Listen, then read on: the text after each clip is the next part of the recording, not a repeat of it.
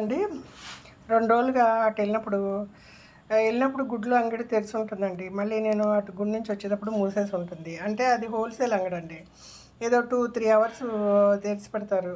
హోటళ్ళు పెద్ద పెద్ద షాపులోళ్ళు తీసుకెళ్ళిపోతారండి. మిగతాది రీటైల్‌గా అమ్మేసి లాక్ చేసుకొని వెళ్ళిపోతున్నారండి. సరే ఇలా కదనేసి అలా వెళ్ళేటప్పుడు బయట బోర్డు చూసానండి. 11 గుడ్లు రూ. 70 మనం చిల్లర పట్టుకొని రెడీగా ఉండాలి. ఆళ్ళొచ్చేసి ఒక గుడ్డింత అలా ఏమి ఇవ్వరండి.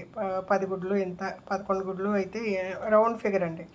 మీరు రూ. 70 ఇస్తే వెళ్ళావనండి. సరే అని గుడ్లు కొనేసి నా దగ్గర ఇప్పుడు సంచి తీసుకెళ్తాను, సంచిలో పెట్టేసుకున్నాను. అలాగండి ఏదో కనపడితే ఇంకా ఏదో టైలర్ దగ్గరికి వెళ్తే ఆ అబ్బాయి కుట్టలేదన్నాడు. అలాగండి అలా గుడికెళ్ళిపోయాను. సంచిలో గుడ్లున్న సంగతి మర్చిపోయండి. అలా సాయిబాబా భజనకి అలా శివాలయంలో అవన్నీ రౌండ్లు కొట్టేశానండి. బయటకొచ్చాక అయ్యో సంచిలో గుడ్లున్నాయి అనేసి మనసు కష్టమైపోయిందండి. గుడ్లుచ్చుకుని గుడికెళ్ళామేంటి, ఎప్పుడు ఇలా జరగలేదు అనేసి ఒకటే గిల్టీ ఫీలింగ్ అండి. నేను తినను.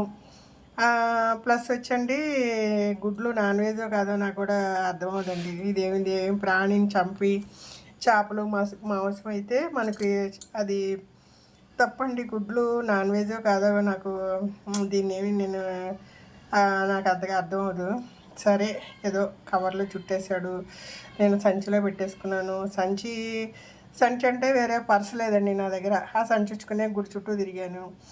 ఇదేంట్రా దేవుడా అనుకుని ఒకటే బాధ. వచ్చేటప్పుడు పొద్దుట పాలు రాలేదండి. సరే ఒక ఆవిన పాలు ప్రీమియం అది ఒకటి తీసుకున్నానండి. దానికి తోడేయడానికి పెరుగు చేద్దామని.